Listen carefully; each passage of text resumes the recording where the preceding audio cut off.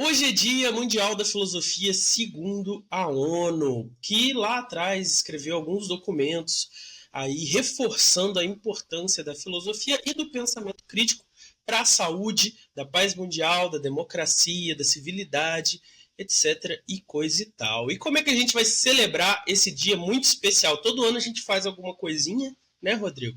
E esse ano como é que a gente vai fazer? Hoje, nessa data magnífica e especial, nós faremos uma entrevista com aquele que é o filósofo mais próximo que a gente conhece, né, Pedro? Que a gente reconhece como Exatamente. filósofo e que a gente tem contato suficiente para ele vir num canal de menos de 3 mil inscritos. Então, nosso magnífico orientador, mestre Miyagi, guru, Humberto Amigo, Schubert, amigo Humberto Schubert Coelho. Vocês vão notar que, né, Pedro, que na gravação o Pedro não pôde estar presente, dado o fuso horário do Humberto e o horário de trabalho do Pedro, mas ele está aqui tanto para fazer essa apresentação do que a gente vai fazer e para fazer as indicações. Então, vai lá, Pedro. a gente está lendo Pensamento Crítico, o livro do Humberto, que ele, com uma preocupação assim, cidadã, né, de colocar a filosofia para todos, igual a gente faz aqui no Não Precisa Copiar, mas num nível maior, né, Rodrigo? Bem maior. Ele escreveu esse livro excelente e ele colocou de graça pela editora da UFJF em PDF. Nós estamos lendo e você pode ler com a gente. E a gente achou que seria interessante trazer ele aqui para reforçar a importância do pensamento crítico e indicar esse caminho, né, através desse livro dele, para a gente entender isso melhor e colocar isso em prática não só na aula de filosofia, não só na pós de filosofia, não só entre nós aqui no canal, mas no nosso dia a dia, na nossa vida, na nossa abordagem dos valores das pessoas e coisa e tal. Então assiste aí, a entrevista está excelente, eu já assisti, ficou muito boa, e depois pega para ler com a gente. Então já saiu o primeiro episódio, né, falando da introdução, e a gente vai agora, capítulo a capítulo, você vai ler o livro inteiro com a gente. Exatamente. Então, vamos nós. Vai aparecer agora o magnífico Humberto e vai começar a nossa entrevista. Eu sou o Rodrigo R. de Carvalho, esse aí falando é Pedro Cortá, o que vai aparecer é o Humberto Schubert Coelho e esse aqui eu não preciso copiar.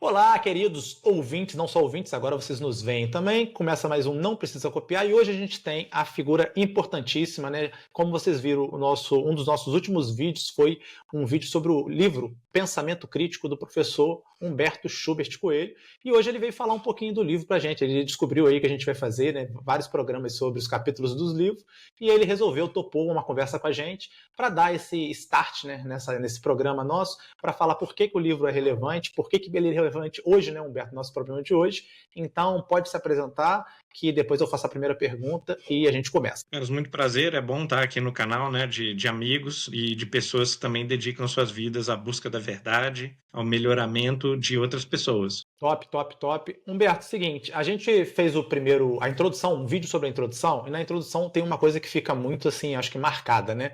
Que é a noção de que pensamento crítico, ele não é uma coisa historiográfica positiva, né, uma história do pensamento crítico positiva, mas é um conjunto de ferramentas que nos ajudam a, se a gente quiser colocar de um termo bem simples, né, pensar melhor.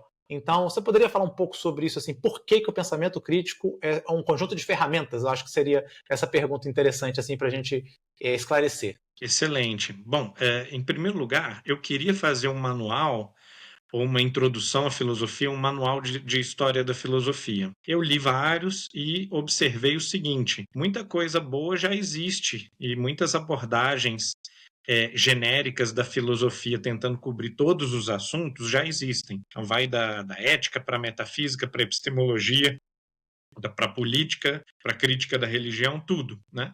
E eu observei que, a não ser que o sujeito adore filosofia, essa abordagem ela é muito ampla e muito vaga.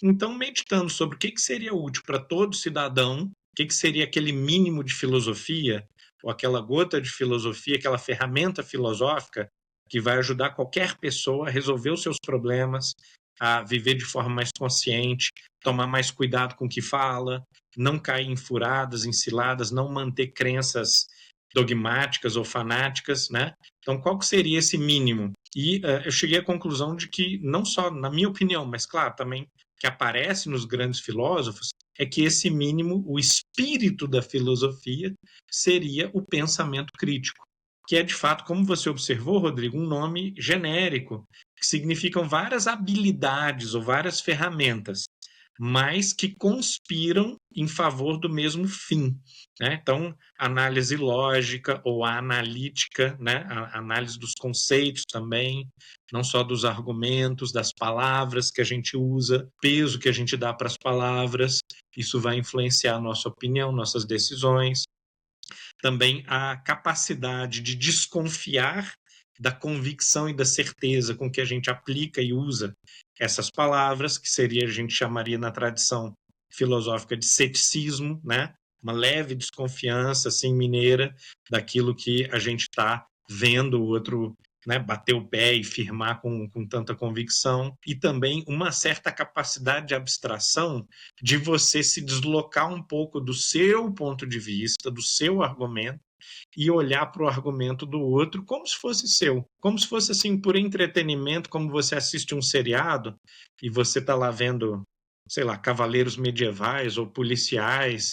Você não é um policial nem um cavaleiro medieval, né? Mas você assiste aquilo, se empolga e se sente participando daquilo. Pois bem, essa capacidade de abstração, ela é absolutamente fundamental para você conseguir respeitar, valorizar caritativamente a posição do outro, para que você não demonize, não menospreze a posição das outras pessoas. Você chegou a comentar, né, duas coisas, o dogmatismo e o ceticismo aí, e aí lá no programa a gente comenta, a gente fala isso, quero saber se isso está fiel, né, com o seu livro, que o criticismo é justamente um ponto médio, de uma justa medida aristotélica entre o ceticismo e o dogmatismo. Você pode explorar um pouco isso, me dizer se é isso mesmo, e em que medida, né, que esses são os dois extremos, digamos assim, viciosos da humanidade e do pensamento em geral? Excelente questão, porque se a gente olhar a história da filosofia, a filosofia começa com Sócrates, na verdade, né? A filosofia propriamente dita, ela começa com Sócrates, e o pensamento crítico também. Mas antes de Sócrates, nós tínhamos grandes pensadores ou filósofos também já, que são os pré-socráticos, por exemplo, que tinham uma tendência mais dogmática. Eles achavam que conheciam a verdade, que estavam se aproximando da verdade. E depois nós temos, na contramão total deles, desse pensamento um pouco mais dogmático, a gente tem um pensamento um pouco mais desconfiado ou cético também, que é o dos sofistas, que vão dizer assim, olha, esse pessoal aí acha que encontrou a verdade, mas cada um diz uma coisa, então a verdade é relativa, não existe a verdade, tal, tal. Eles vão ter uma postura muito mais negativa em relação às certezas, às convicções, tanto éticas quanto sobre a natureza, sobre a ciência, o estudo da realidade. Então, nesse contraponto, os dois cometem exageros. Um bate o pé em relação a uma doutrina, geralmente, que não é extremamente verificada e questionada, e o outro bate o pé na direção do ceticismo, ou seja, de uma desconfiança também exagerada, que acaba virando outro dogma, que acaba virando outra certeza absoluta, a certeza de que não existem certezas. E aí o pensamento crítico, ele teria que estar no meio dos dois, não só fugindo dos vícios, mas respeitando e valorizando, chamando os dois para trabalhar em conjunto. Porque a gente precisa de um pouquinho de crença e de confiança, né? Uma tendência dogmática, né? Um pouquinho faz bem, né? Porque a gente precisa apostar na realidade, a gente precisa apostar nos valores para seguir Está na adiante. nossa capacidade de achar os argumentos melhores, né?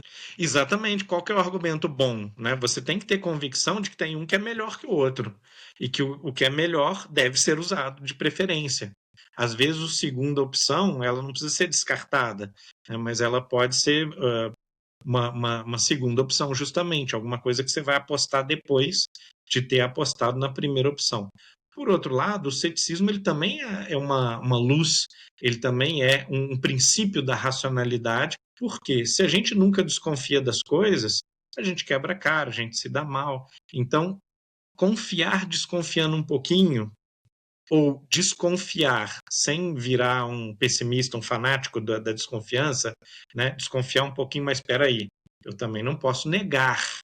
Eu tenho que desconfiar que pode estar errado, mas pode não estar, pode ser que esteja certo, né? Isso faz com que você, na verdade, esteja questionando os teus próprios pensamentos.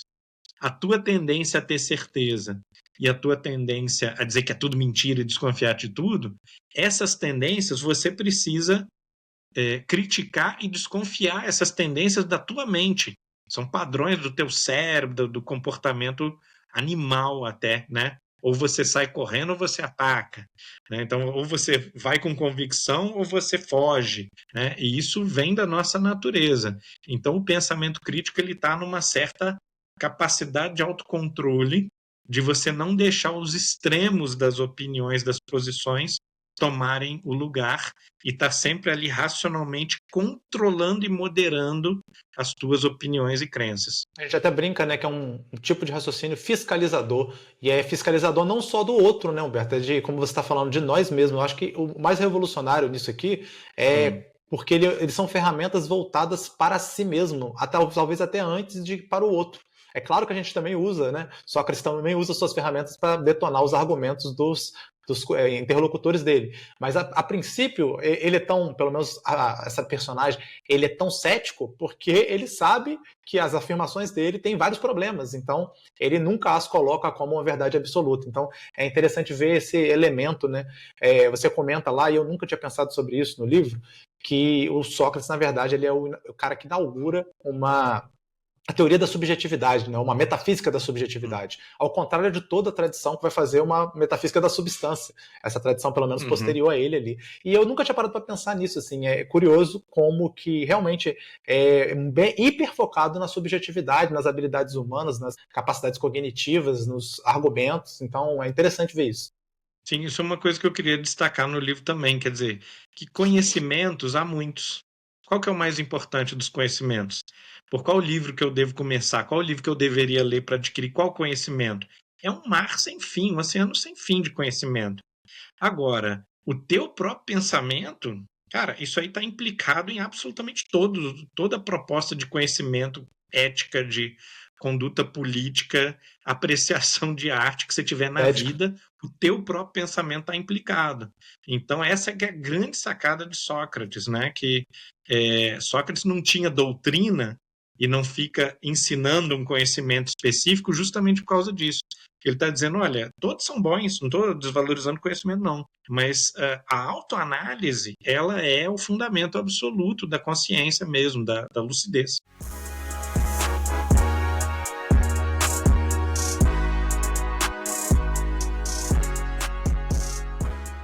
Esse episódio foi feito com o apoio de Sabiá Registro de Marcas. Se você tem um projeto de qualquer natureza, artístico, empresarial, você pode e deve proteger a sua marca de ataques ou de mau usos no futuro. Todo dia sai notícia aí de alguém usando errado a marca de outra pessoa, dando prejuízo, dando dor de cabeça, dando preocupação. E o processo todo pode ser feito sem te estressar. Você entra em contato com o pessoal do Sabiá, aí através dos contatos que estão na descrição disso aqui, e aí você passa para eles as informações e eles vão conduzir todo o processo. E para celebrar o Dia Mundial da Filosofia, nesse novembro, eles estão dando, além do desconto NPC 10, também quem assinar com eles esse mês vai ganhar um logotipo feito por profissionais. Então, se além de tudo seu projeto tá sem logo ou tá com logo amador, assim, que tá gerando pouco valor para você, não tá passando uma aparência de seriedade para as pessoas que entram em contato com o seu projeto, você pode fechar com eles esse mês e ganhar um logo novinho, maravilhoso, perfeito, feito profissionalmente. É isso aí, se proteja e apoie o Não Precisa Copiar ao mesmo tempo.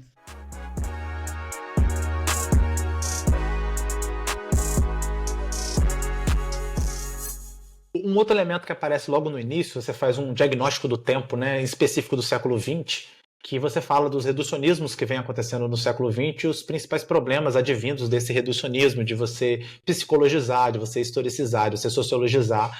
e você não procurar, né, as raízes e não conectar isso com o que a tradição do pensamento crítico, né, nos Uhum. revelou, tanto do ponto de vista das conquistas, quanto do ponto de vista dos erros já cometidos. E quando você rompe, né, você produz esse rompimento, você acaba ou caindo nos mesmos erros que já foram resolvidos, ou não conseguindo se aproveitar e, digamos assim, subir em cima das conquistas que já foram realizadas. Então, pode falar um pouquinho sobre esse diagnóstico seu do nosso tempo e do problema desse diagnóstico? Sim, essas derrapadas aí da nossa geração, que vão levar a gente a um dogmatismo, aos extremismos, né? Inclusive extremismos e dogmatismos da não-verdade, da pós-verdade, do relativismo e tal. Todo tipo de loucura que a gente está vivenciando atualmente tem muito a ver com essa relativização de tudo, né? Do conhecimento, dos valores, e que contraria frontalmente a ideia do pensamento crítico. Porque o pensamento crítico não é você não ter nenhum pensamento, ou você desconfiar de todos os conhecimentos. E isso é uma coisa que, na prática, a gente tem observado cada vez mais no estudante, tá? Nos últimos 20 anos, 25 anos, dentro da universidade, eu vejo que assim o estudante ele tinha uma atitude às vezes meio passiva demais, mas ele sentava naquele banco ali para tentar aprender alguma coisa com os professores que estavam falando. E hoje em dia você começa a falar, o cara já, não é assim. Né? Aí você pensa assim, poxa, mas faz 25 anos que eu faço isso. Esse cara tem 17, ele acabou de sair do ensino médio. Será que ele sabe mais desse assunto super específico? Né? Aí, tá, o que você acha? Né? Aí o sujeito cospe aquela opinião que, é claro, é uma opinião ideológica, é uma opinião que ele aprendeu, não foi nem na aula de filosofia, foi na aula de história, às vezes, lendo alguma coisa na internet. Então, essa incapacidade de perceber que você não sabe, ela tem a ver com a falta de pensamento crítico. E por que ela surge? Porque justamente com o relativismo, você não acredita mais que ninguém sabe nada. Então, tudo é uma questão de posição, quais são as posições corretas sobre determinados assuntos, e se eu acho que eu já estou na posição correta, o que eu teria para aprender com um professor de qualquer disciplina que seja, né? Então, você acaba fechando os seus ouvidos e não sendo capaz de avaliar o que é que teria ali de diferente do que você já pensa. Sobre esse tema, eu estou com o roteiro aqui aberto, que agora a gente tem uma área de membros, a gente está produzindo um conteúdo específico para membros, né? O Pedro batizou de Doutrinas Secretas. Aí eu estou fazendo um roteiro agora, que eu acho que vai muito nesse sentido que você falou, que me parece que um dos problemas assim basilares, Humberto, é que os alunos, as pessoas em geral, não sabem a diferença de questão de valor e questão de fato. Elas não conseguem identificar o que é eu discutindo um fato da realidade e eu discutindo um valor a partir desse fato da realidade ou um valor em si. E essa confusão, essa incapacidade de ver a diferença desses dois níveis, e eu não estou dizendo aqui que eles não se comunicam, eles se comunicam o tempo todo, mas de você não notar a diferença, eu acho que assim, muitos dos problemas que a gente vem enfrentando e a falta de possibilidade da gente avançar nos debates, e não é nem convergir, é só avançar mesmo, vem disso, vem dessa incapacidade de entender a diferença entre juízo de fato e juízo de valor. Eu vou fazer um roteiro só sobre isso. Eu acho que eu vou pegar um bimestre meu só sobre isso. O aluno tem que sair daqui, eu vou apresentar o problema, ele vai falar, isso é um juízo de fato. Isso é uma questão científica, assim, questão de descrição da realidade. Ah, não, isso aqui é um juízo de valor. Isso aqui é um juízo de fato, mas que em cima dele está um juízo de valor. Porque, assim, o que eu vejo de debate, tanto da religião, tanto da política, tanto da estética, é uma confusão absoluta nesses dois níveis, assim. É por isso que está tão forte da no som de narrativa, né, Humberto? Da ciência também. Quer dizer, a questão da narrativa, como é que a gente mata o conceito de narrativa? Separando o juízo de fato do juízo de valor. Porque aí, o que for juízo de fato, a gente vai discutir epistemologicamente, e aí não tem narrativa, e onde for juízo de valor, vai poder ter o espaço da narrativa. Mas você vai ter que deixar claro que, olha, o meu valor é esse, eu quero realizar isso, eu vou por aqui. Então, esse é a minha escolha de valores. E aí, tudo bem, você pode falar em narrativa. Não acho um termo bom, mas enfim. O que você acha assim, dessa ideia assim, de separar essas duas coisas como um tipo de antídoto a esse problema que a gente está enfrentando? Sim, de novo, Sócrates é tão valioso, tão importante para a nossa geração agora, porque ele não queria vencer a discussão. Ele não queria dizer para a pessoa, olha, essa é a opinião correta sobre justiça. Você tem que acreditar na justiça e tal. Isso para ele era desimportante, era desinteressante, inclusive. Ele queria ter conversas interessantes. A grande sacada de Sócrates talvez seja essa. Ele percebeu que as conversas elas eram banais, triviais, e elas não levavam a nada. Cada um gritava a sua opinião e saía todo mundo do jeito que tinha entrado. Conversas interessantes são aquelas conversas que você se questiona e é capaz de aprender alguma coisa com a conversa, ter uma ideia diferente, mudar de ideia talvez, né? Às vezes, quando você muda de ideia, você não perdeu a discussão. Você ganhou mais com aquela discussão do que o cara que não mudou de ideia, porque você melhorou, você se transformou com aquela discussão. E isso tem exatamente a ver com a questão que você colocou aí entre fato, ou a gente poderia dizer verdade, e valor ou narrativa ou julgamento, que seria mais uma tomada de posição a respeito da coisa, e que também tem que ter base racional, né? Os dois têm base racional. Mas quanto menos atenção a gente dá para os fatos, ou para, digamos assim, a realidade, e mais atenção a gente dá para o nosso gosto, para as nossas posições políticas, ideológicas, religiosas, artísticas, para a nossa inclinação pessoal, menos próximo a gente está de uma discussão interessante. E mais próximo a gente está das bolhas que a gente critica já, né? Daqueles grupos só de autoafirmação psicológica, assim, né? De autossatisfação, de um discurso que, no fundo, só é um aplauso para si mesmo, assim, uma situação até de infantilidade psicológica. Humberto, sobre a pré-história da consciência, né? Você faz ali um capítulo que você tenta narrar esse processo que veio das coisas mais básicas que a nossa consciência conseguia fazer, e ela foi agregando, juntando, fundindo, sintetizando funções. Você podia falar um pouco para a gente disso? Quer dizer, como a gente chegou ao momento de depois refletir abstratamente um tema metafísico como Deus, por exemplo? Ótima questão, porque assim, biologicamente, e também a gente tem modelos de psicologia que trabalham como é que era a mente do homem das cavernas, como que é a mente do hominídeo antes de existir o ser humano, do Homo erectus, por exemplo, do Australopithecus e tal. Então, esses modelos ainda são muito precários, mas eles têm ficado melhores assim rapidamente nas últimas décadas, e hoje a gente tem como dizer que o hominídeo, antes mesmo do ser humano surgir, ele tinha bastante inteligência. O que é inteligência? Capacidade de perceber e resolver problemas, né? Quanto mais coisas você percebe, e inclusive assim, coisas que não são só objetos, mas também situações, pequenos olhares do outro macaco e tal. Então você sacou e já tirou a conclusão, esse cara vai me matar, né? Então essa capacidade de perceber, ler o ambiente físico e social, e a capacidade de resolver problemas, isso é inteligência, tá? Mas o ser humano, ele tem uma outra capacidade a mais que a inteligência. Ele não só percebe e resolve problemas, mas ele consegue meio que assim autoavaliar a sua inteligência, né? Ele consegue sair daquilo que ele está percebendo ou pensando e dizer assim, caramba, não seria legal se eu juntasse o trovão com uma cerimônia que eu faço aqui social em volta da fogueira, né? E aí ele vai dar tratos à bola para tentar criativamente inventar uma imitação de trovão para ele impressionar os colegas na cerimônia ali ao redor da fogueira, né? Ele vai pegar uma pedra, bater na outra, ele vai achar um metal, alguma coisa assim, vai fazer aquilo ressoar, ou então ele vai inventar o tambor, né? Vai pegar uma pele de um bicho e cobrir uma tábua oca, uma coisa assim, né? Uma caixa oca, vai inventar o tambor, e aquilo ali vai emular aquela impressão grandiosa da natureza e criar os primeiros objetos culturais que a gente conhece.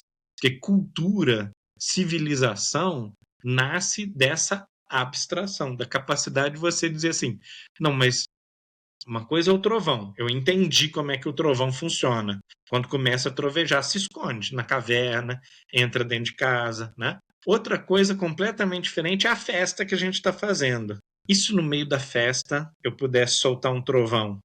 Isso aí os animais não conseguem fazer. Só o ser humano consegue fazer, porque ele extrapola o que ele percebe, o que ele entende, para a criatividade de você elaborar outras situações que podem conectar aquelas duas percepções que não tem nada a ver. As pessoas às vezes não têm clareza, né, Humberto? Porque fica parecendo que os animais eles são muito engenhosos no sentido de até de uso de ferramenta, né?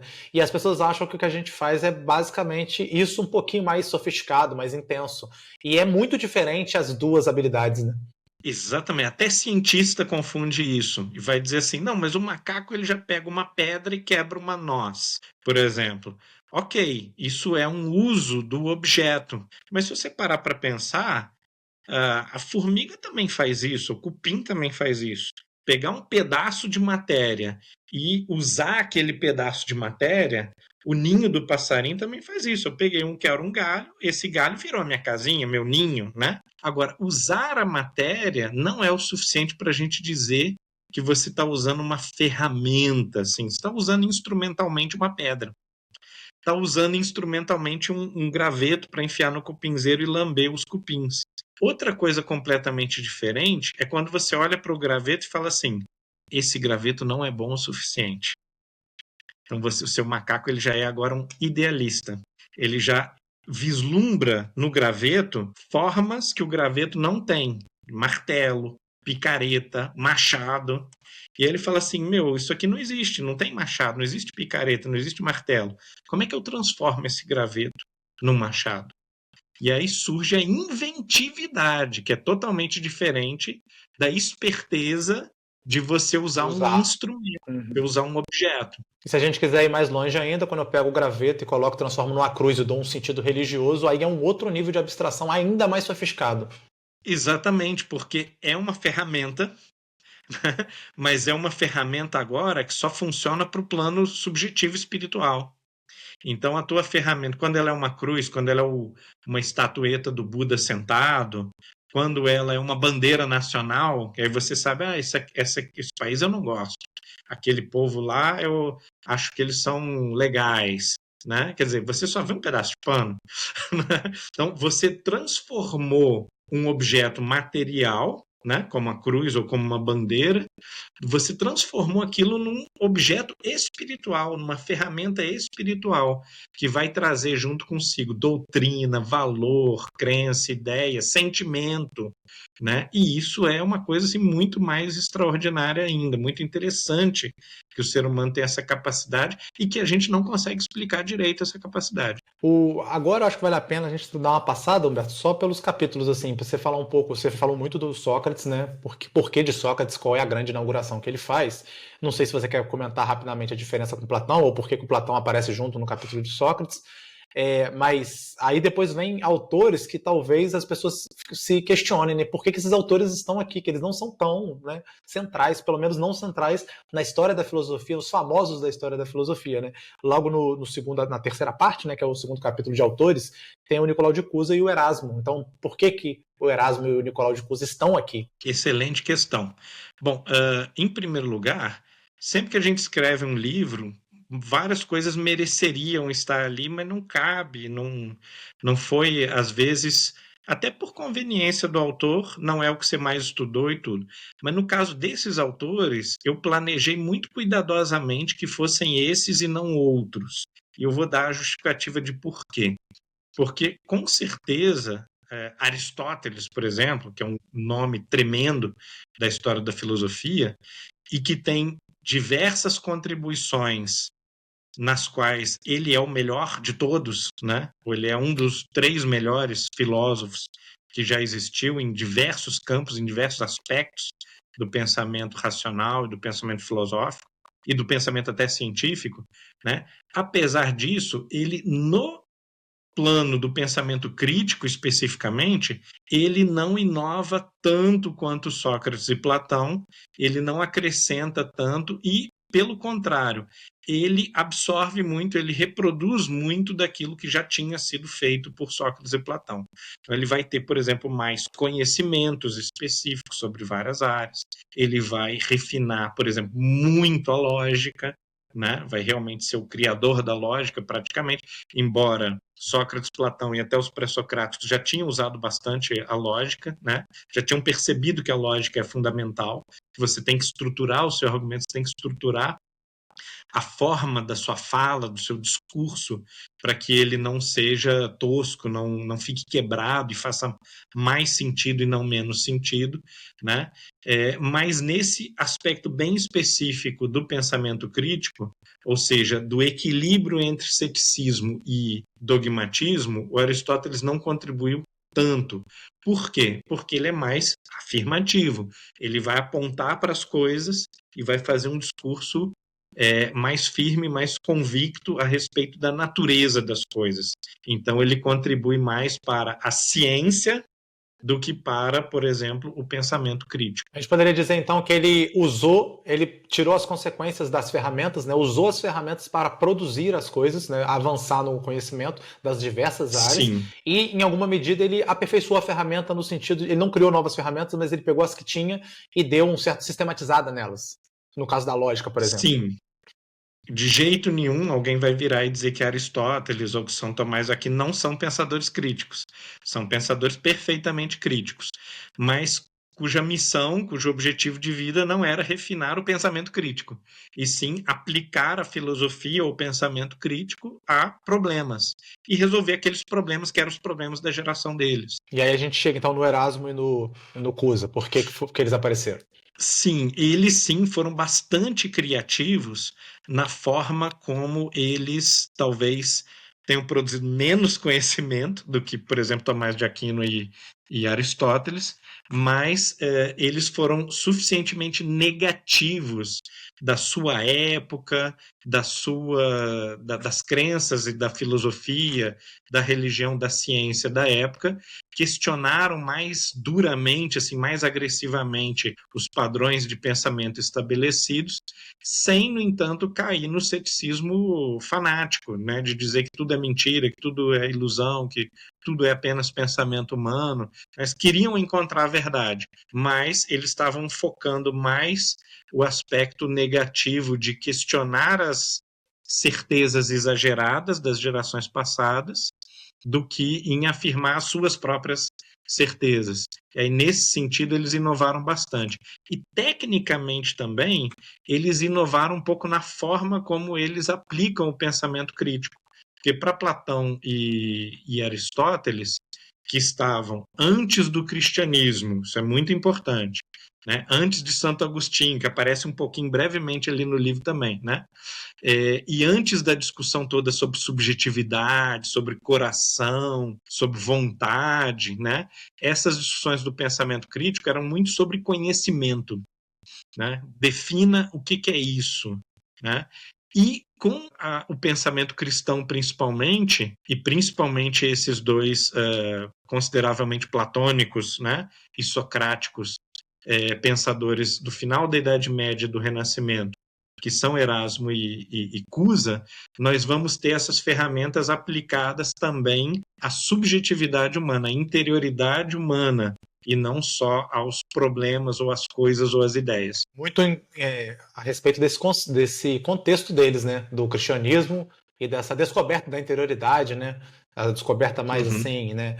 Da individualidade talvez seja mais adequado, e dessa interioridade individual do ser humano, e aí aplicando essas ferramentários a isso, né? A essa até inclusive seguindo nessa quase como essa doutrina, essa teologia, né, de que o Deus está dentro também. Então você precisa conhecer e aplicar ferramentas para ir nesse caminho de busca do divino. Sim, bem observado isso que você colocou, porque algumas virtudes cristãs elas vão às vezes se confundir ou se mesclar a virtudes filosóficas.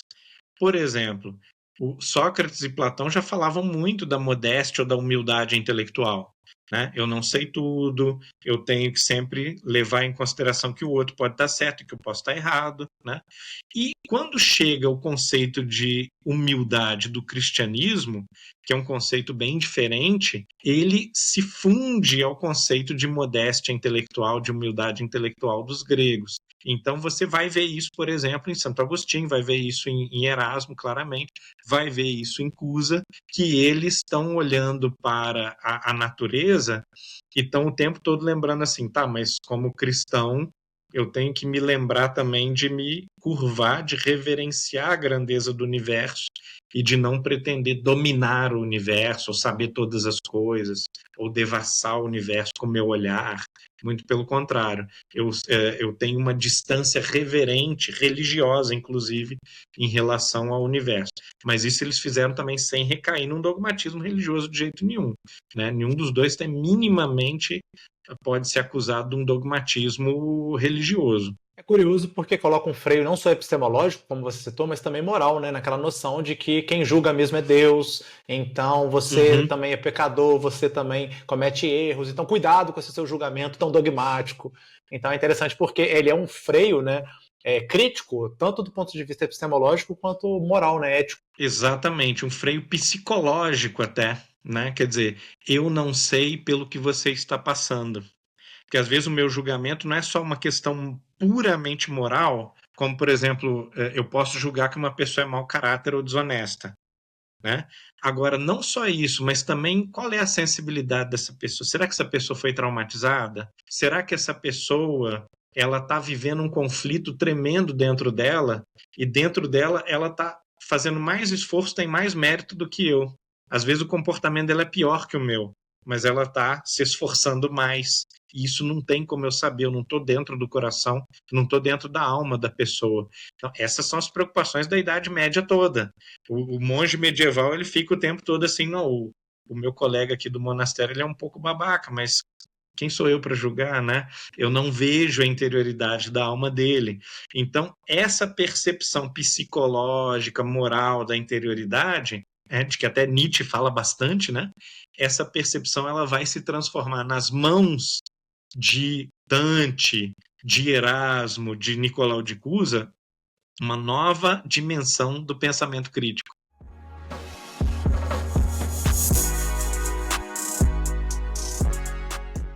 Rodrigo R. de Carvalho comentando comentários nossos alimentos da alma. E hoje aqui nós temos de @José_TS3KW. Comentou no vídeo de pensamento crítico primeiro, não esse aqui que está sendo editado nesse momento. Excelente vídeo, parabéns aos responsáveis. Então aqui a gente divide os louros com o Humberto, né? Caso responsável direto, né? Wilton BSJ comenta no episódio sobre Sociedade do Cansaço. Putz, gostei tanto que vou contribuir mensalmente. É isso aí que a gente gosta de ver, Wilton. Comentário é excelente, já deixa a gente animado. O Wilton já contribuiu aí pra gente, que agora a gente vai ter que cobrar o Wilton. O Wilton anunciou. Não sei, não vi no... não verifiquei. Conferir no Pix se o Wilton deu essa contribuída. Vi aqui, Wilton Batista, R$20, olha aí. Olha aí, ele pagou. O Wilton falou e contribuiu. É isso aí. Recebemos, tá aqui. Tem que botar o Wilton no grupo secreto, hein? Beleza. Wilton, você sabe o nosso e-mail, porque você mandou o Pix, manda um e-mail lá que a gente vai te mandar o link do grupo secreto. Ou se você quiser, você pode fazer sua contribuição via YouTube, que é os mesmos conteúdos, né? Um é para quem é corporativo, né, de direita, aí é via YouTube. Quem é mais de esquerda, assim, aí é por fora do sistema, aí é direto com a gente. Aí você vê aí que lado que você tá. @CrisPacheco3, também no mesmo episódio, gostei muito.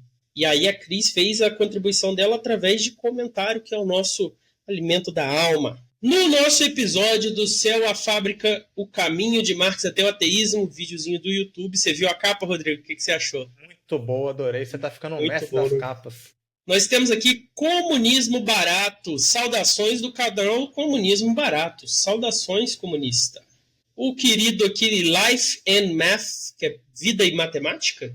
Ou é Vida e abreviado Mateus, não sei. Disse o seguinte para nós que estamos de bigodeira lá nesse vídeo, Rodrigo. A barba é a maquiagem do homem mesmo. Eu acho que ele nos ofendeu. Será que foi uma ofensa? Será que foi um elogio?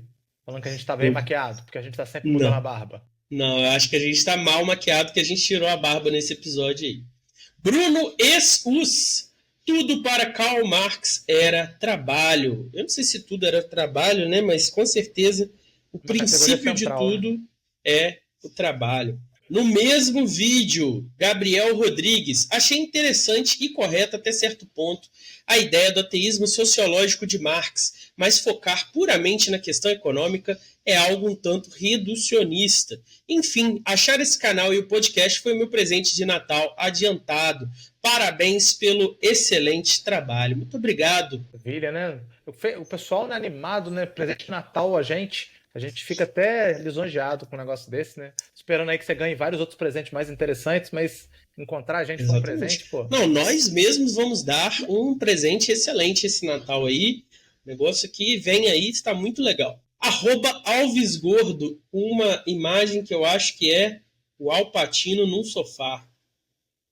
Sobre ateísmo e qualidade de vida, é complicado, pois a ideia em si está ligada a divindades ocidentais monoteístas cristãs. Se a ideia de um paraíso, pecado original, ruptura de aliança com Deus não tem paralelo com confucionismo, taoísmo, budismo, hinduísmo, matrizes africanas, teria que ver nas sociedades deles se faz sentido a existência do ateísmo. Acho que sua concepção de ateísmo está um pouco equivocada.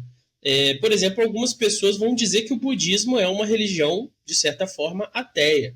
Então, o ateísmo é uma negação de toda a dimensão espiritual, divina e tal. Você não pode ser ateu só de uma religião. Cristianismo, né? Se você por exemplo, cristão, você não é ateu das outras religiões. Você acha que as outras religiões são falsas, são mentiras, ou tem, como ensina o catecismo, verdades incompletas, né? Então elas têm ali a razão humana é capaz de vislumbrar Deus, igual Sócrates, Platão e Aristóteles vislumbraram, mas elas não têm a revelação completa, que aí estaria só aqui nessa específica. Mas se você não é ateu em nenhuma dimensão, às vezes usa-se esse argumento, né?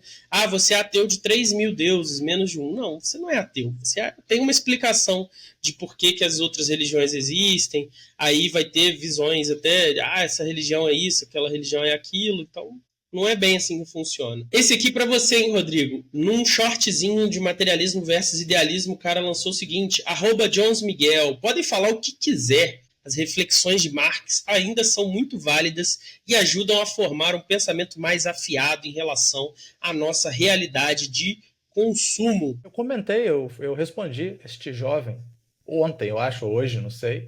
A gente não discorda disso, não. Em nenhum momento a gente falou que Marx não esclarece magnificamente a questão da relação de consumo, do capitalismo, os problemas que ele traz. O problema é que o materialismo, enquanto concepção metafísica, né, de descrição da realidade, ele é parcial, ele é reducionista, ele não consegue lidar com certos temas, por exemplo, da liberdade, por exemplo, da consciência, por exemplo, do pensamento, por exemplo, da natureza humana. Então, o nosso ponto é esse. O nosso ponto não é o materialismo está errado, logo tudo que o Marx falou é lixo. Em nenhum momento nós dissemos isso. E às vezes você pode concordar com o diagnóstico e não com a resposta, né? Você pode falar assim, olha, esse diagnóstico está excelente, mas a indicação de tratamento está horrível, não gostei. Agora, vê se você consegue entender isso aqui que eu fiquei confuso. Naquele episódio sobre Darcy Ribeiro, o tópico, lembra? Que a gente discutiu, utopia na política. Rubens é um ótimo pensador, mas nesse debate não conseguiu se equiparar ao furacão que é Darcy. Enquanto Darcy exala a potência de ser brasileiro e de buscar um projeto de país, ironicamente, o Rubens se agarra no individualismo utópico. Quem que é Rubens? Não faço a menor ideia, nós não citamos Rubens. Eu também li isso daí e fiquei me perguntando. De qualquer maneira, meu parceiro, se é contra Darcy Ribeiro, eu tô com você. O Darcy é melhor que o Rubens mesmo a gente não sabendo quem é o Rubens. Com certeza. No vídeo de Marx, amigos, legal o vídeo, mas os exemplos finais, eles não trazem primazia da ideia perante o material. Dizem o seu oposto, na verdade. O avião de Santos Dumont só foi possível pelos estudos de aerodinâmica desenvolvidos e o motor moderno melhor desenvolvido. A arte, na sua fase moderna e experimental, só foi possível ocorrer devido aos avanços da fotografia questionando o lugar da arte de representação e trazendo novas experimentações. Acredito que seja do material que se possibilitem novas ideias, e essas ideias respingam no mundo com as transformações diversas e as novas condições materiais de capacidade para o avanço de novas ideias. Vitor Silva Santos. Eu achei sensacional esse comentário, eu li ele, né? Eu não sei se eu respondi, eu acho que eu não consegui responder ainda, mas eu acho que o que você falou tá assim, eu concordo com 80% do que você falou. Então, era possível o Santos Dumont fazer o avião sem desenvolvimento tecnológico? Não, não era possível. Não era possível fazer o avião na Idade Média. Concorda comigo, Pedro? Isso não era Com possível. certeza não, é. Agora, a nossa discussão não é essa. A nossa discussão não é se o desenvolvimento material e técnico gera novas ideias. É óbvio que ele gera. A nossa discussão é se as ideias estão deterministicamente relacionadas com ele. Então, só com uma relação causal direta. Então, não foi o desenvolvimento tecnológico que criou no ser humano a ideia de que ele podia fazer uma máquina para voar. O desejo de voar, a loucura de ele pensar em voar, isso não depende de materialidade nenhuma. Então, a materialidade foi o que deu o suporte para ele conquistar esse sonho, conquistar essa ideia, conquistar esse desejo. Então, é isso que a gente está discutindo quando a gente fala isso. Que as condições materiais só possibilitaram isso no momento que você citou, perfeito, parceiro. É isso aí mesmo. Agora, a ideia do ser humano, o desejo do ser humano de produzir isso, de querer realizar isso é independente de se tem ou não relações materiais para isso. Então, por exemplo, o socialismo, no momento que a ideia surgiu, não existiam as condições materiais, a classe trabalhadora sequer estava organizada, então a previsão de que seria num país industrializado não se concretizou. Então, a ideia surgiu muito antes das condições materiais de execução dessa ideia. Então é disso que a gente se trata. E ficando aqui no exemplo dele, estudos de aerodinâmica e o motor desenvolvido não são um avião, entendeu? O avião é um salto qualitativo em relação a essas duas coisas. Você não só junta estudos de aerodinâmica mais motor e cria um avião. Não, você precisa de uma pessoa que vê o avião primeiro, aí depois ela pega o motor, pega os estudos de aerodinâmica e transforma esse avião de algo ideal em algo concreto. E mesma coisa na arte moderna. A fotografia, se conseguir capturar a realidade, não é a arte moderna. A arte moderna é a liberdade humana reagindo à técnica fotográfica. Olha, agora a gente consegue capturar as coisas como elas são. Então, o que eu quero ver? O que eu quero expressar? Quero expressar como? Isso não é dado pela fotografia. Então, por isso que eu não acho que são bons exemplos. E para finalizar, nossos comentários de hoje, Matheus Rocha 3018. Acho que vocês não entenderam o que é materialismo. E sempre que eu vejo essa crítica, eu já devolvo, Rodrigo. Acho que você não entendeu o meu vídeo, porque quando a resposta da crítica não entenderam, aí ninguém entendeu nada, então. O materialismo não estuda ideias, mas o processo histórico da sociedade, que é a parte do vídeo de Feuerbach, que a gente discute isso aí, desses exemplos que a gente discutiu de novo no Marx, que são ideias, como explicar as ideias. Por exemplo, a ideia abolicionista. Todo mundo era escravocrata, como é que surgiu essa ideia? As mulheres não recebiam a mesma educação do homem, como é que o Platão teve essa ideia? O que você tem a dizer, nosso querido Matheus aqui? É Matheus, né? Então, é porque a grande dificuldade, eu acho que se tem, Pedro, é de entender que isso é um pressuposto metafísico, né? E eu acho que é esse salto que as pessoas em geral não dão. Então, o fato dele falar sobre matéria e dizer, se ele falasse só sobre matéria e falar, existe uma infinidade de coisas no mundo, Marx, vou falar de um pedaço do mundo, que é o pedaço material. E o material funciona assim. Isso seria mais, digamos assim, menos problemático do que você falar tudo que existe é matéria. Tudo que existe na cabeça do homem veio de uma reflexão e de uma abstração da matéria. Então ele fala desse jeito. Então, quando ele faz isso, ele está fazendo uma metafísica. Em que sentido? Ele está dizendo que a realidade material é tudo que é tudo que existe. E tudo que existe é um subproduto, ou é diretamente a realidade material, ou é um subproduto dela. E isso é um problema, é isso que a gente está discutindo. Então, quando você fala assim, você não entendeu o materialismo não discute ideias. Ele discute ideias na medida que ele fala que elas são subproduto da matéria. Então, e o que nós estamos discutindo não são. Não são subproduto da matéria. A matéria não consegue dar conta de explicar o que são as ideias, ou o que são algumas ideias. Então, toma cuidado com isso, porque algumas afirmações, elas extrapolam o reino do domínio delas, como no caso do materialismo, que extrapola o reino material e vai para o reino ideal para discutir ele como subproduto. Excelente. Então é isso, deixe seu comentário, participe desse debate com a gente, seja com elogio, seja com crítica ou com suas próprias reflexões. Muito mais legal do que só ver as curtidas ali é ver vocês também se manifestando. Eu adorei esses comentários aí, que eu discordo 100% deles, mas, muito bom, porque você tem que a gente discutiu lá no Pensamento Crítico, né, Pedro? Quem não viu tem que ver o nosso vídeo do Pensamento Crítico, a nossa playlist que vai ter do Pensamento Crítico. Especialmente, né, nesse episódio aí da entrevista com o Berto, né? Exatamente. A gente encontrar um contraponto teórico, né, alguém que pensa totalmente diferente da gente, faz a gente pensar melhor os nossos próprios argumentos, faz a gente ter que colocar em dúvida, né, em questionar se o nosso argumento é bom ou não. Aquele rapaz que criticou nossos exemplos, quer dizer, me fez refletir se o exemplo era bom mesmo, né, se eu conseguiria salvar o meu exemplo, ou a crítica que ele fez ao meu exemplo foi, assim, destruidora, e eu ia ter que falar que o exemplo realmente não foi um bom exemplo, o exemplo contradiz o meu argumento. Mas eu tive que pensar, parar, refletir. E eu falei, não, o meu exemplo ainda se mantém porque eu não estou discutindo as relações técnicas de construção e de execução da ideia, mas a origem da ideia em si. Então, é muito bom. Então, continue mandando, que é isso aí que a gente gosta.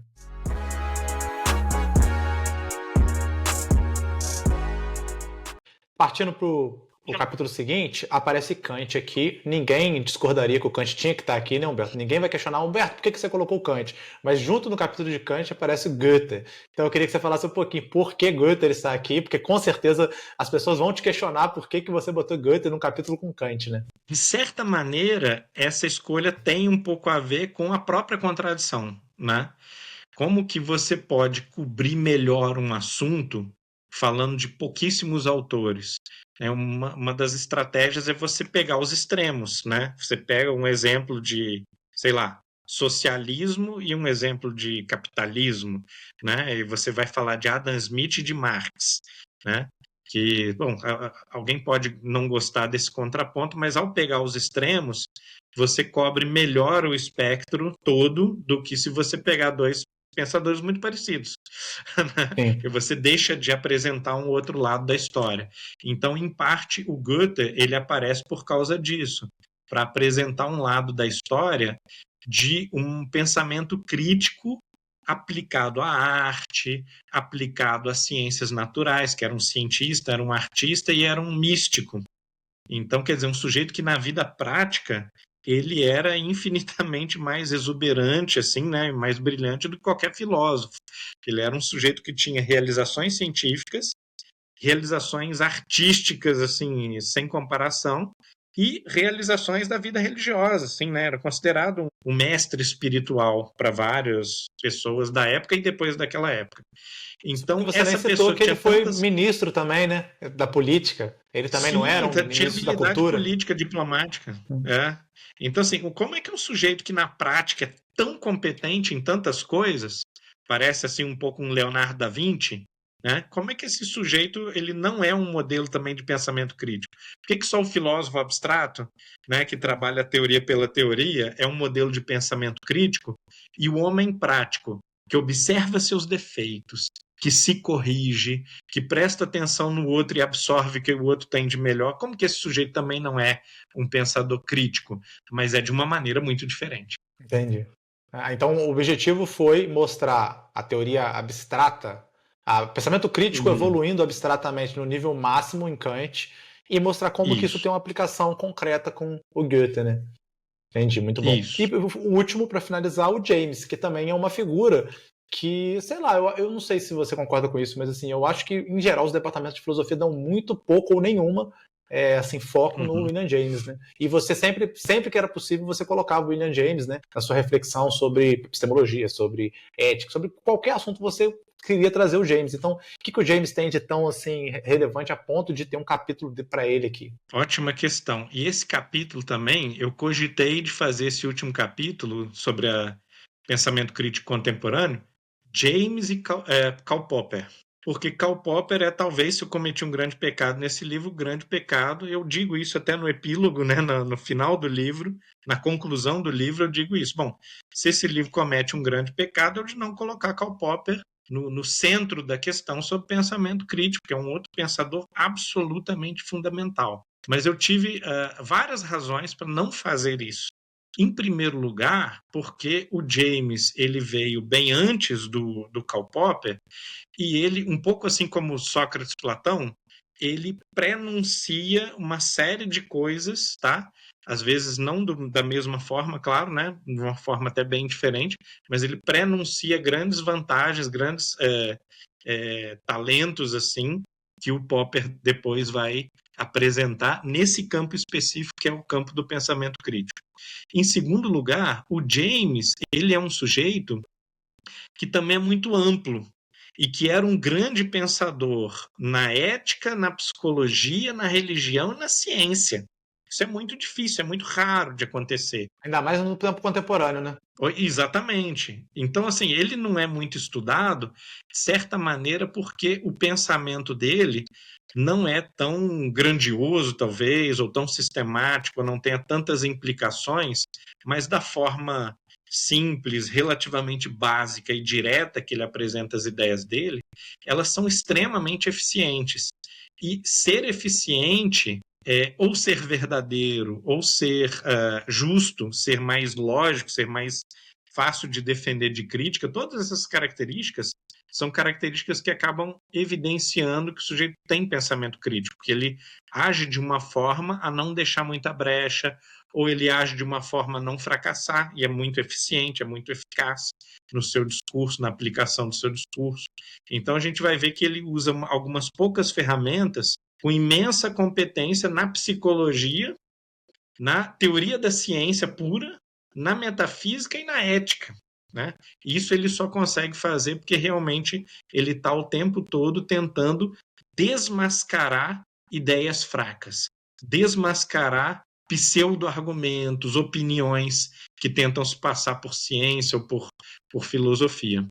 Top, muito bom. Tem outra coisa que você gostaria de comentar especificamente sobre o livro? Que aí a gente encaminha para o fim. Eu quero fazer mais uma última pergunta. Eu acho que assim, como história, o livro ele dá saltos assim que não explica muito bem por que ele dá esses saltos, né? Mas é que ele era para ser mais uma metodologia do pensamento crítico através de exemplos históricos. Tá? E aqui não são, talvez, os autores mais importantes, tem nenhuma pretensão de dizer são esses aqui, você tem que aprender pensamento crítico através desses autores. A pessoa poderia ter selecionado, sei lá, Aristóteles e Hegel e feito um grande livro de pensamento crítico com esses dois autores, né? Mas são exemplos significativos, são modelos através dos quais eu acho que inclusive é mais didático, mais fácil explicar o que é pensamento crítico através de um autor como James do que através de um autor como Popper. Tem um pensamento de fato mais complexo, né? Então, talvez nesse propósito, quem fugiu mais da regra foi Kant, justamente. Mas Kant, de fato, é um fenômeno incontornável do pensamento moderno e é talvez o motivo pelo qual o pensamento moderno é excepcionalmente crítico. E nessa medida você conseguiu cobrir mais as ferramentas, né? Talvez não tanto as histórias dos principais autores críticos, mas cobrir as ferramentas críticas talvez tenha sido um maior mérito nesse aspecto, né? Dessa escolha que você fez. Essa era a pretensão, justamente.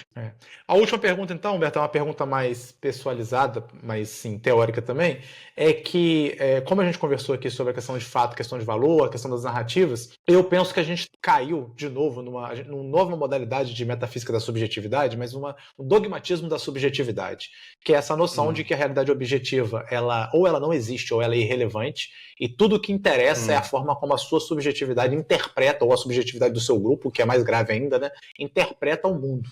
Então, assim, nesse sentido que a gente teve essa ideia de trazer o livro do pensamento crítico para tentar ser um antídoto a isso. Você sugeriria outros antídotos que falassem um pouquinho sobre a ditadura da subjetividade do período contemporâneo e quais antídotos a gente pode mobilizar para tentar se proteger, né, dessa avalanche, né, que a gente está passando? Eu, pro bem ou pro mal, me envolvo muito em discussões com amigos, às vezes debates online também. Eu sempre observei o seguinte, em primeiro lugar, quanto mais errado você tá, quanto mais fraca é a tua posição, mais alterado você fica. Ou você fica com raiva, ou você abandona a discussão, né? Então, assim, se manter discutindo um assunto, mesmo que você não está agradando muito daquele assunto, tal, que você não está gostando muito, isso é um sinal de grande maturidade psicológica e de capacidade para o debate, capacidade democrática, né? Um compromisso democrático de, não, peraí, eu não gosto do que você está defendendo, mas vamos conversar. Me deixa entender melhor do que você está falando, afinal, e por que você defende isso. E me deixa explicar também por que eu acho que essas ideias são ruins. Então, essa tranquilidade e esse compromisso de se manter na conversa, ao invés de dar as costas ou cuspir ou, né, ficar com raiva ou fazer de vítima para o outro parecer que estava te ofendendo, para parecer que o outro está te humilhando, alguma coisa assim, que o outro é um preconceituoso. Isso aí é muito perigoso. Isso é o abandono do debate, é o abandono total da racionalidade. A segunda, a segunda dica que eu daria, além de se manter calmo e frio, usando a razão, é buscar uma familiaridade, um contato com os clássicos. Por quê? Os livros clássicos, eles são o melhor que o pensamento humano já produziu. Você está tendo contato quase que telepático, né, com as melhores mentes que o planeta já viu, né? Dostoiévski, Shakespeare, né, Confúcio. E por que alguém não faria isso? Se você tem o livro ali que mostra os pensamentos de Confúcio, os pensamentos de Tolstói, os pensamentos de Victor Hugo, por que você não conheceria uma mente tão brilhante, tão poderosa, tão sensível, tão madura, né, sendo que ela está ao alcance, às vezes gratuito, ao alcance da sua mão? Esses pensadores, eles são clássicos, são ditos clássicos, porque eles sobreviveram ao longo de séculos, justamente provando para várias gerações que o que eles tinham a dizer não era cultural, não era para uma bolha, não era para um grupo, não era uma coisa de uma classe, né? Mas que é uma coisa que é interessante para uma pessoa na China, na Índia, no Japão, no Brasil, no Peru, em qualquer lugar que seja do planeta. Então, aquilo ali é a seleta, é a filtragem do que a humanidade tem de melhor para oferecer em termos de mentes e espíritos que podem ilustrar muito o nosso. Filtragem crítica, né, Humberto? A filtragem crítica do que a raça humana identifica como que deve ser preservado, né? Exatamente. Como que é mais eficaz, como que é mais belo, né? Então, quando você vê assim, poxa, não tem um país no planeta Terra, nenhuma cultura no planeta Terra, que as pessoas leiam Confúcio e não fiquem chocadas assim com o brilhantismo dele, com a superioridade moral dele, né? Então, quer dizer, isso é a filtragem que beira a unanimidade. Quase que você não acha alguém que vai dizer assim, Confúcio é bobo, Confúcio está errado, né? A pessoa ela tem noção, qualquer um que lê aquilo tem noção de que, poxa, isso aqui é melhor do que eu faço. Esse cara é mais esperto que eu. É o básico, né? Um básico. Então foi isso, gente. Eu agradeço ao Humberto por ter participado. Espero que vocês tenham gostado do episódio. Na descrição a gente vai colocar as redes do Humberto. Segue o Humberto. O Humberto está sempre dando palestras, sempre lançando eventos, lançando livros novos. A gente tem aí livro para fazer até 2030, livro do Humberto para colocar em episódios, não precisa copiar. Então pode se despedir, Humberto. Carlos, obrigado pela sua atenção, pela sua paciência. Eu espero ter sido útil, porque o que a gente estava discutindo aqui é justamente esse compromisso ético com a humanidade, né? A gente é inspirado, nós aqui, eu, Rodrigo, Pedro, né? Por gente como Sócrates, né? Que pagava o pato, pagava qualquer preço que fosse, passava por cima de qualquer convenção social para buscar alguma coisa que não lhe dava nenhum lucro financeiro ou material, não preservava sua saúde, inclusive morreu por causa disso, porque acreditava que tem coisas que simplesmente valem a pena porque valem a pena. E tem coisas que são belas, tem coisas que são maiores do que qualquer outra coisa, qualquer outro valor que a gente possa negociar. Então, obrigado por essa oportunidade, por vocês estarem com o canal aí sempre discutindo essas coisas que têm valor absoluto. Maravilha. Até mais, até o próximo Não Precisa Copiar. E fiquem atentos lá na nossa playlist do livro do Humberto, né? O segundo deve sair aí no próximo mês, falando sobre a pré-consciência da mente. Um abraço, até mais.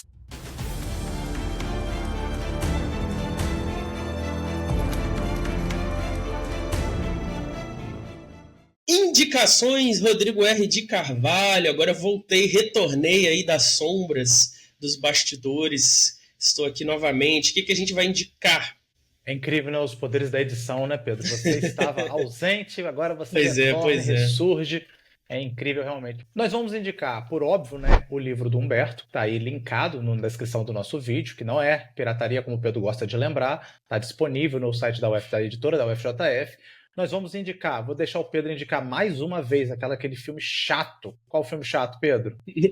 O Nome da Rosa, mas eu não vou indicar em respeito a você. E se bem que o Humberto deve gostar, porque ele gosta de Deve filmes gostar, e faz sentido desse. indicar dentro desse contexto do pensamento crítico. Porque ali nós temos um monge partidário do pensamento crítico, aí herdeiro de Sócrates, e também um investigador, né, herdeiro de Sherlock Holmes, discutindo ali questões teológicas, questões filosóficas e, mais importante, investigando. E só o pensamento crítico permite com que ele alcance a verdade. Mas você indicou só um livro do Humberto, né? Na verdade, Humberto tem vários livros, né, Rodrigo? É verdade. Mas assim, vamos ver se a gente consegue ficar primeiro nesse tema. Depois a gente fala dos outros livros do Humberto. Quem sabe não vira também outras séries também, né? Eu quero indicar também o magnífico filme 12 Homens e uma Sentença. Vocês não podem ver o de 97. Vocês têm que ver o de 50, década de 50. Preto e branco, Rodrigo.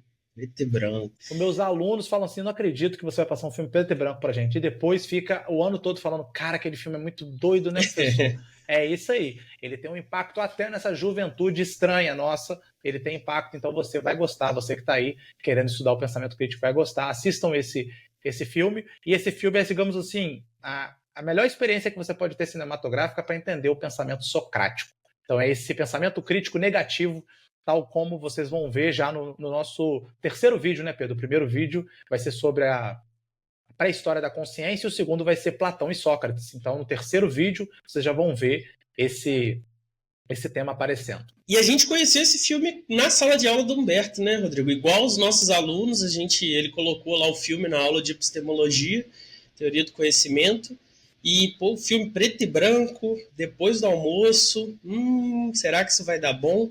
E aí, em 20 minutos de filme, já estava vidrado, assim, querendo entender, querendo participar daquele diálogo, e quando termina você fica, cara, que filme espetacular, sem condições. Além do filme, assim, de obras do Humberto gratuitas na internet, você pode conferir a série Cultura, que está no canal do Humberto, que é uma série de vários episódios, onde ele discute várias questões aí sobre cultura no sentido mais amplo, não é nem no sentido antropológico, nem no sentido artístico, mas no sentido assim, mais filosófico. Muito boa essa série, assisti anos atrás, quando ele saiu a primeira vez, e assim, excepcional, fora de série. Me entristece quando eu lembro que o Humberto não deu continuidade, porque, cara, que qualidade incrível dessa série. É muito boa mesmo, assim.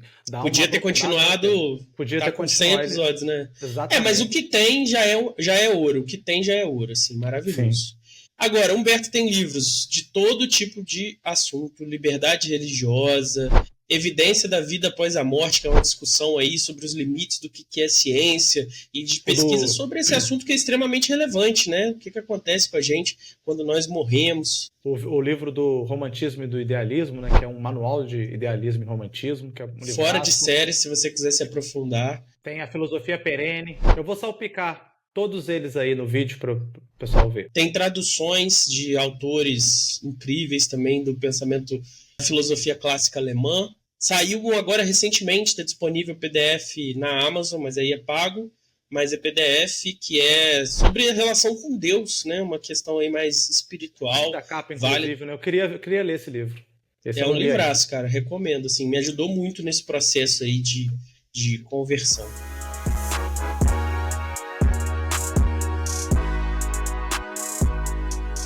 Se você está gostando deste magnífico conteúdo que estamos fazendo sobre a filosofia crítica, quer dar uma força pra gente, como que você pode nos apoiar? Você tem o apoio normal, mais fácil, mais anárquico, apesar de que nós temos um seguidor aí que não gosta que a gente use a palavra anárquico de maneira como desordenada, mas eu vou continuar usando porque o ódio engaja mais do que o amor. Então você pode fazer o apoio anárquico fazendo um Pix de qualquer valor para o nprecisacopiar@gmail.com. Você também pode apoiar a gente de maneira organizada, estruturada, lá no Catarse. Lá você pode escolher entre R$5 e R$20, dependendo aí da sua condição financeira e do seu empenho em, digamos assim, fazer a filosofia avançar no povo brasileiro.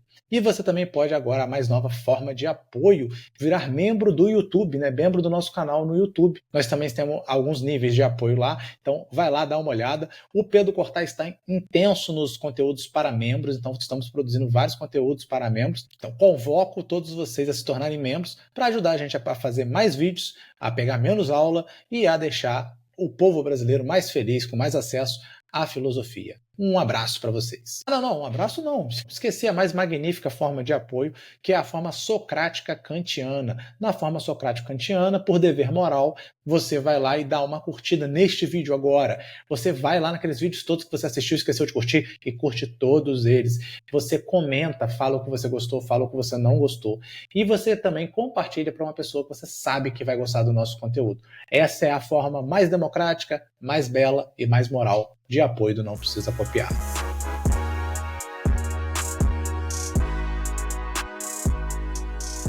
Esse episódio está saindo aí no finalzinho do ano. Ano que vem vai ser o ano do pensamento crítico aqui no Não Precisa Copiar. Vamos ler o livro com vocês. Então pega para ler, pega para ouvir e bora se encontrar aí através do vídeo, através do áudio. É isso, né, Rodrigão? Tchau, tchau. Exatamente. Adeus.